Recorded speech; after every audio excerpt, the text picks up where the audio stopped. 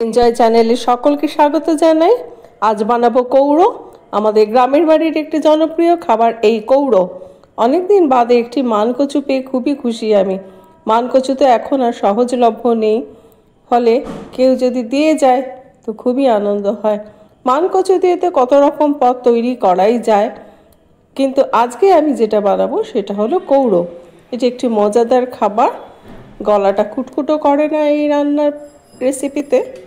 তো এবার মানকচুটাকে ভালো করে ধুয়ে নিয়ে ঝটপট করে ছুরি দিয়ে খোসাটা আমি ভালো করে ছাড়িয়ে নেব। হ্যাঁ, ছুরি দিয়ে আমি খুব সহজেই কেটে নিতে পারবো। খোসা ছাড়ানো হয়ে গেছে, এবার নিয়ে নেব একটা পরিষ্কার পরিচ্ছন্ন গ্রেটার। পুরো মানকচুটাকেই আমি এইভাবে গ্রেট করে নেব। এইরকম ছোট ছোট হবে। একটু বড় গ্রেটার নিলেও কোনো অসুবিধা নেই, আমার কাছে এই গ্রেটারটি আছে, আমি খুব ভালো করে গ্রেট করে নেব। তার আগে মানকচুটাকে আমি একটু ছোট ছোট আকারে কেটে নিয়েছি, না হলে গ্রেট করতে করতে খুব হাত ব্যথা হয়ে যাবে। ছোট ছোট নিলে খুব তাড়াতাড়ি আবার গ্রেট করতে সুবিধাও হবে।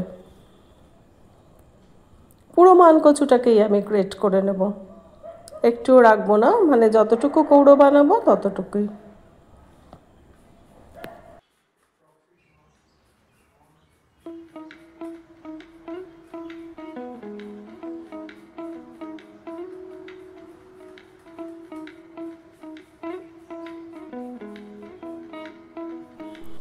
হ্যাঁ, পুরো মানকচুটা গ্রেট করা হয়ে গেছে।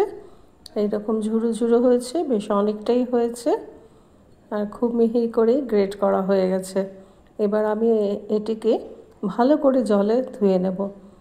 জলে একবার ধুয়ে খুব ভালো করে জলটা চিপে নেব, যাতে একটুও জল না থাকে। এইভাবে চিপে চিপে আমি রেখে দিলাম। পুরোটাই ভালো করে ধুয়ে নেব। জল চেপাটা যেন খুব ভালো করে হয়। জলটা ফেলে দিলাম, এই হয়ে গেল। এবার আমি একটুকে ভালো করে ছাড়িয়ে ছাড়িয়ে নেব, দলা যাতে না পেকে থাকে সেই জন্য আমি এগুলোকে ভালো করে ছাড়িয়ে ছাড়িয়ে নিলাম।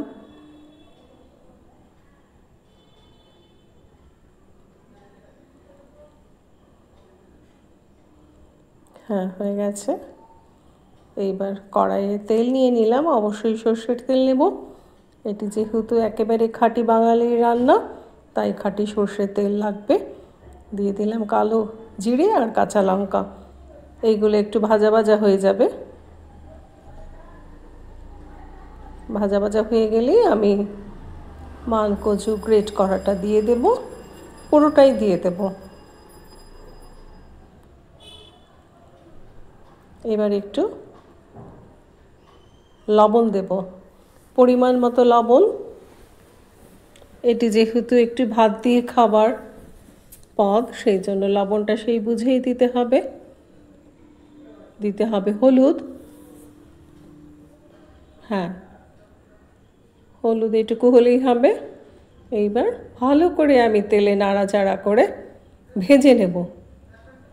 এটা ভাজা ভাজাই হবে, এর মধ্যে আর কোনো মশলা দেবার কোনো প্রয়োজন নেই। এটি যতক্ষণ না ভাজা হচ্ছে ততক্ষণ নাড়িয়ে যেতে হবে।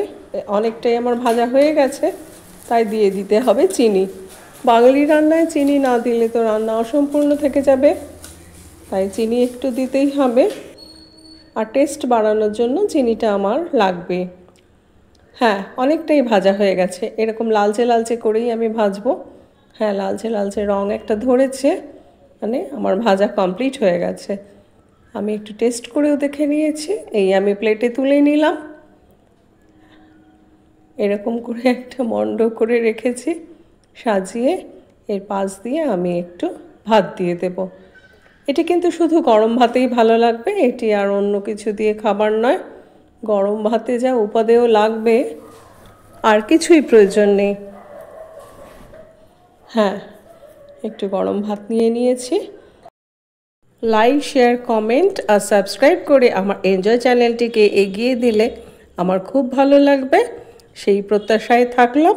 আজকে চলি তবে।